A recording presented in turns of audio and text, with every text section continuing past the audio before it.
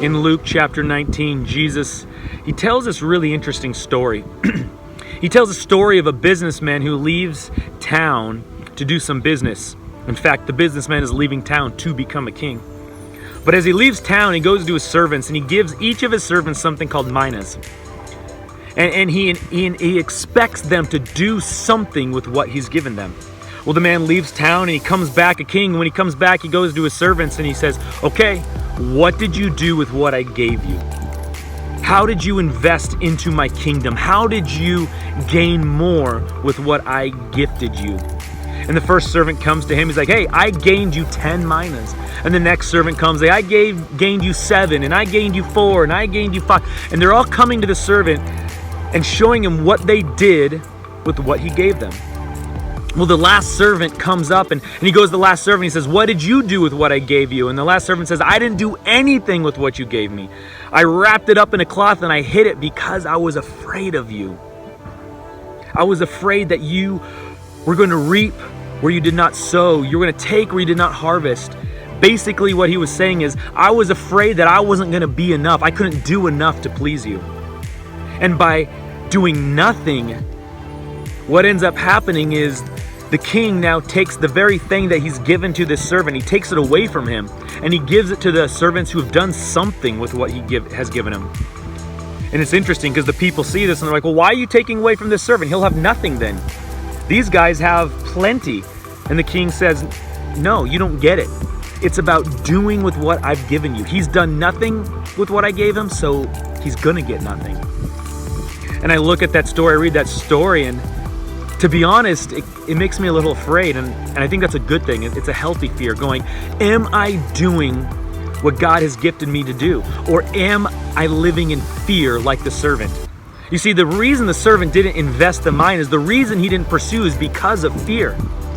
So often fear takes us out of the game. So often fear makes us not invest into the kingdom of God with the very giftings that God has given us to invest with.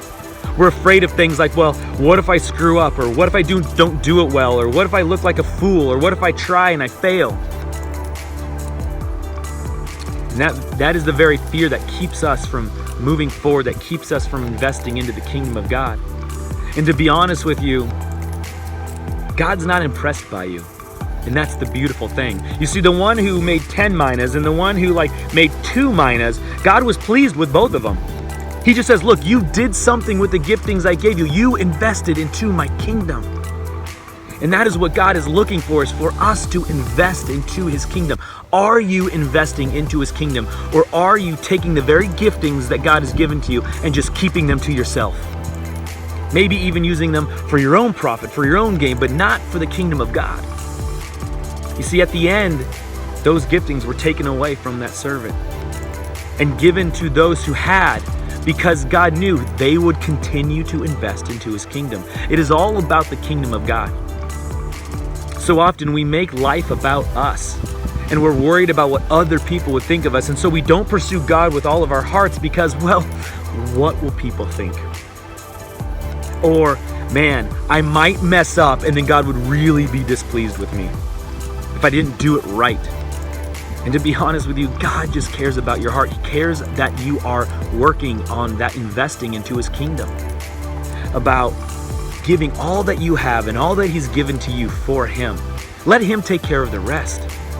But don't let fear cripple you. Don't let fear paralyze you. Don't let fear take you out of the investment game.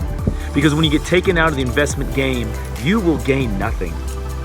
But when you do your best and you invest with what God has given to you and you pour into his kingdom, then God will pour right back into you.